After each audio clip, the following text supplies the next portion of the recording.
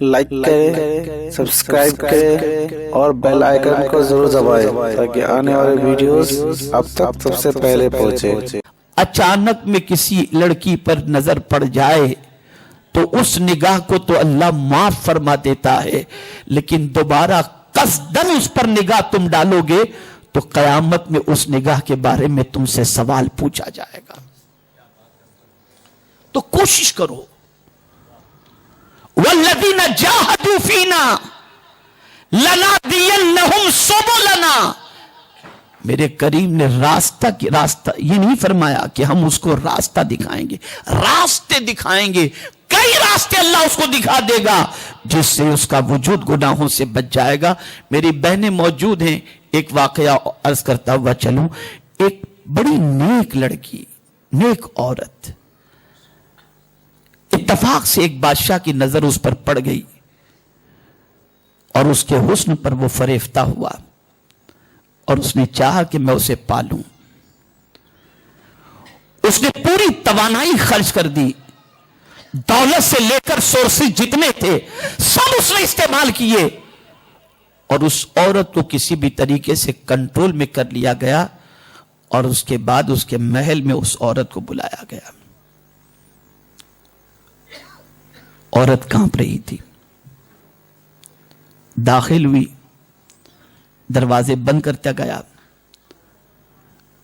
اور دروازہ بند کر کے ایک دروازے، بادشاہوں کے تو کئی کمرے ہوتے ہیں، تو یکے بعد دیگرے دروازے بند کرتے گئے وہ، کہ کسی بھی طرح سے اس پر میں اسے یہ بھاگ نہ سکے اور میں اتنے دروازوں کو بند کر دوں اور بعد میں آخری دروازے، آخری کمرے میں اس کو لے کر کے جاؤں۔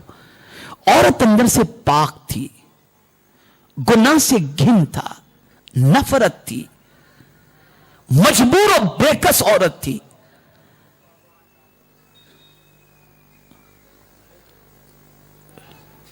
لیکن جب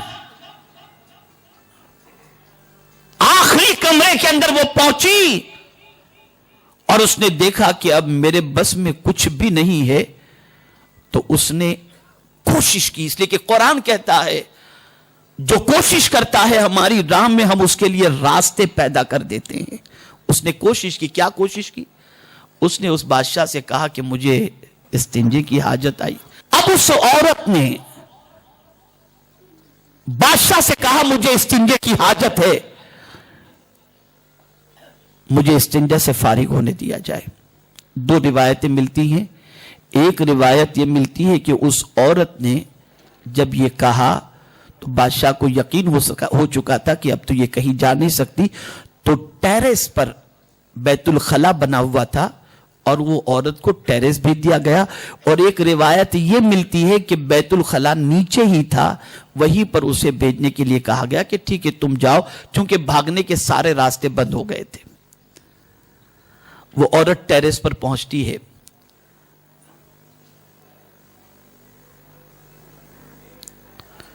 استنجے سے فارغ ہوتی ہے، اور ٹیرس ہی سے وہ جب نیچے دیکھتی ہے تو کافی ڈسٹینس، کہ اگر میں چھت سے نیچے کودوں گی تو میری ہڈیاں ٹوٹ ٹوٹ کے چکنا چور ہو جائے گی، لیکن دل میں یہ خیال تھا کہ میں گناہ سے بچنا چاہتی ہوں، میرا دامن داغدار نہ ہو، چاہے میری جان چلی جائے۔ لیکن وہ اپنے پیر سے بڑی محبت رکھتی تھی، چھت پہ چڑھی، استنجا کرنے کی بجائے چھت سے چھلانگ لگاتے وقت اپنے شیخ کو آواز دی، حضرت شیخ احمد سرہندی نقشبندی رحمت اللہ تعالی علیہ کو۔ جیسے ہی وہ چھت سے چھلانگ لگاتے وقت اپنے پیر کو آواز دیتی ہے، حضرت نقشبند سحر جو ہے وہ سرہند شریف سے وہاں پہنچ جاتے ہیں اور بچی کے نیچے گرنے سے پہلے اسے اپنے ہاتھ میں اٹھا لیتے ہیں۔ وہ عورت کہتی ہے کہ حضرت آپ یہاں کیسے پہنچے؟ کہا تو چھت سے اتری اور میں سرہند سے آ گیا۔ یاد رکھیں، جب کوئی اللہ کی راہ میں کوشش کرے اللہ راستے پیدا فرما دیتا ہے۔ ہم چھوٹے دل کے ہیں، گناہ کا شوق ہمارے اندر ہے، पाप का शौक हमारे अंदर है, हम नहीं चाहते कि पाप से बचें, हम पाप की लज्जत लेना चाहते हैं, इसलिए बच नहीं सकते। तो कुरान की ये आयत को जहन में रखो, वल्लज़ीना जाहदू फीना लनहदियन्नहुम सुबुलना, जो अल्लाह की राह में कोशिश करता है अल्लाह अज़्ज़ व जल उसके लिए राहें पैदा फरमा देता है। एक आखिरी आयत अर्ज करके मैं अपनी गुफ्तगू को खत्म करता हूं। आखिरी आयत ये है, कुरान कहता है अलम यानि लिल्लज़ीना आमनू अन तख्शअ कुलूबुहुम लिज़िक्रिल्लाह, क्या ईमान वालों के लिए वो वक्त नहीं आया कि उनका दिल अल्लाह के जिक्र से, अल्लाह की खशियत से लरस जाए?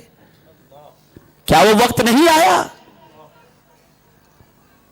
तो जब कभी आपकी तबीयत आपको गुनाह की तरफ आमादा करना चाहे तो आप उसी वक्त अपने दिल से कहें कि हां मेरे लिए वक्त आ चुका है कि मैं गुनाह से बच जाऊं, और अपने वजूद को बदकिरदारी से, अपने वजूद को बुराई से, अपने वजूद को आवारगी से, अपने वजूद को बदनिगाही से बचा लें।